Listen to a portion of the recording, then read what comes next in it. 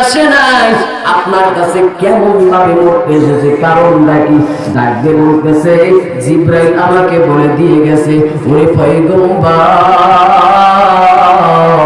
আজকে নাকি হযরত ওমর আপনার দরবারে আসবে, এমন ভাবে আসবে আল্লাহ রাব্বুল আলামিন ওমরকে কবুল করেছেন আপনাকে মারার জন্য নয়, ইসলামের দ্বীন কায়েম করার জন্য।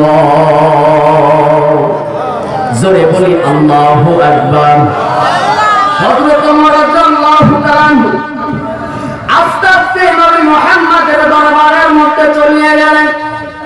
ওমরের চোখের মধ্যে পানি।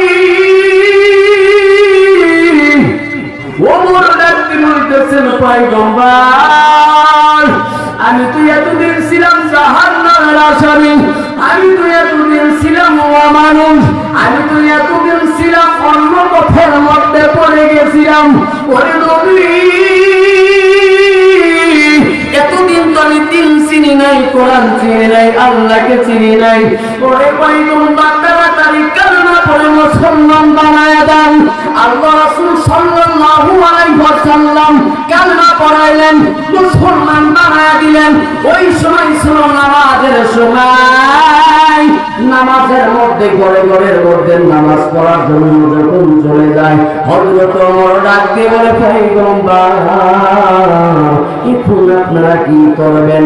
বলে, আল্লাহ রাব্বুল আলামিনের হুকুম হইছে, আল্লাহ রাব্বুল আলামিনের হুকুম হইছে, এখন সালাত আদায় করতে হবে, নামাজ আদায় করতে হবে। বলে, ঘরে ঘরে কেন? জামাতের সাথে কি নামাজ আদায় করা যায় না? হযরত ওমর রাদিয়াল্লাহু তাআলা ডাক দিয়ে বলে, এ পয়গম্বর, স্পষ্টভাবে বলে দিই, স্পষ্টভাবে বলে দিই, আমি ছিলাম হযরত ওমর, এক সময় মানুষ, ইসলামের দুশমন ছিলাম, ইসলামের বিরুদ্ধে কথা বলছি। আজকে যত আমি ওমর ইসলাম গ্রহণ করেছি, ইসলাম মানলাম, কোরআন মানলাম, আল্লাহকে মানলাম। এখন যদি কোন নাস্তিক, কোন বেঈমান কোরআনের বিরুদ্ধে কথা বলে, নামাজের ভিতরে বাধা দেয়, আমি ওমর, আপনারা নামাজের মধ্যে যান, আমি ওমর রাদিয়াল্লাহু তাআলা এই জায়গার মধ্যে বসে থাকবো, এই বেঈমানদেরকে সাইজ করব। জোরে বলি আল্লাহু আকবার। হয় নেই বাজান, একটু জোরে বলেন আল্লাহু আকবার। তাহলে আমার মানুষ হওয়া দরকার আছে না নাই? একটু জোরে বলি, আছে না নাই? আমার মানুষ হওয়া দরকার। আমি আপনি যদি মানুষ হইতে পারি, আল্লাহ ওয়ালা হইতে পারি, দ্বীনের লাইনে থাকতে পারি, আল্লাহ পাক রব্বুল আলামিন বলেন, আমি আল্লাহ তাআলা তোমাদেরকে মাফ করে দেব। জোরে বলি সুবহানাল্লাহ।